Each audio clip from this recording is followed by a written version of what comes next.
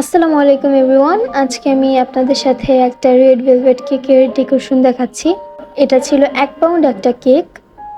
কেকটা খুবই ডিফারেন্ট একটা ডিজাইন ছিল, খুবই ইউনিক। এরকম টাইপের ডিজাইন আমি কখনো আমার পেজেও দেখিনি এবং কোনো আপুকে আমি করতে দেখিনি। তবে ভাইয়া হঠাৎ করে আমাকে নক করে এই কেকটা চেয়ে বসে। এই কেকটা সে আমার পিক আপ অ্যাড্রেসে এসেই নিয়ে গিয়েছিল। আর কেকটা রেড ভেলভেট কেক ছিল, আর ক্রিমটা আমি রেখেছিলাম ক্রিম চিজ ফ্রস্টিংয়ের মধ্যে। তো প্রথমেই আমি এখানে 2টা ডিম খুব ভালো মতো বিট করে নিয়েছি।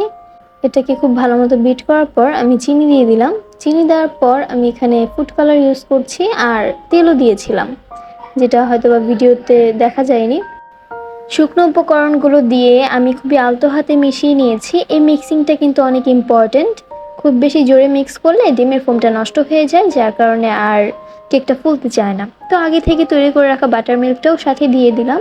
খুবই আলতো হাতে মিশিয়ে আমি 6 ইঞ্চি সাইজের একটা হার্ট শেপের কেকের মোল্ডে ব্যাটারটা ঢেলে নিচ্ছি।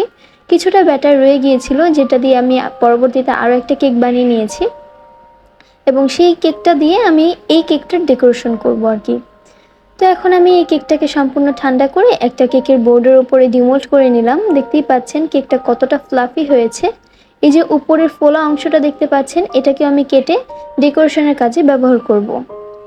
কেকটাকে আমি 2টা লেয়ারে কাট করে নিচ্ছি ব্রেড নাইফের সাহায্যে। আজকের কেকটা আমি 2টা লেয়ারে বানাবো। কেকটার যখনই ভাই আমাকে ছবি দিয়েছিল, আমি একটু কনফিউজ ছিলাম যে উনি কি আদৌ এই কেকটা নিবেন, নাকি উনি আমার সাথে ফান করছে কিনা আমি ঠিক বুঝতে পারছিলাম না। বাট দেখলাম না, উনি আমার সাথে মানে কন্টিনিউয়াসলি এই কেকটা নিয়েই কথা বলছে, আর সে অর্ডারটা কনফার্ম করে দিল।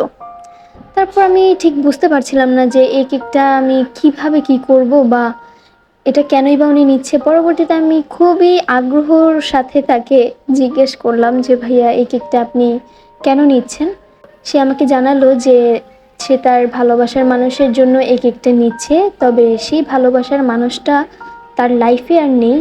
সেই মানুষটা এখন অন্য কারো হয়ে গিয়েছে। তারপরও ভাইয়া তার ভালোবাসার মানুষটাকে মনে করে, রিমেম্বার করে, তার জন্মদিনে সে আমার কাছ থেকে একটা কেক নিয়ে তাকে একটু স্পেশাল ফিল করানোর জন্য, গোপনে স্পেশাল ফিল করানোর জন্য ভাইয়া এই কেকটা অর্ডার করেন।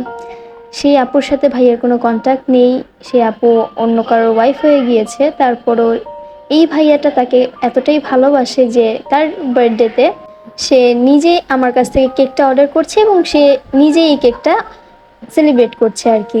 আমার প্রথম প্রথম এটা খুবই উইয়ার্ড লেগেছিল যে একটা কেক উনি নিচ্ছেন, তবে সেই মানুষটা তার লাইফে আর নেই, তারপরও সে তার বার্থডেতে কেক নিয়ে সেলিব্রেট করবে।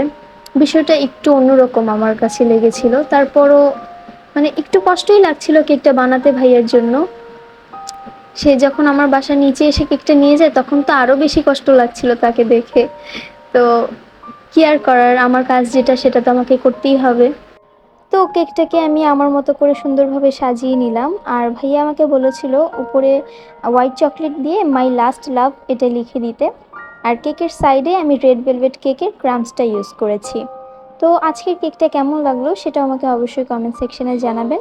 যারা ঢাকার মধ্যে আছেন তারা কেক নিতে পারবেন। তো আজকের মতো বিদায় নিচ্ছি, আল্লাহ হাফেজ।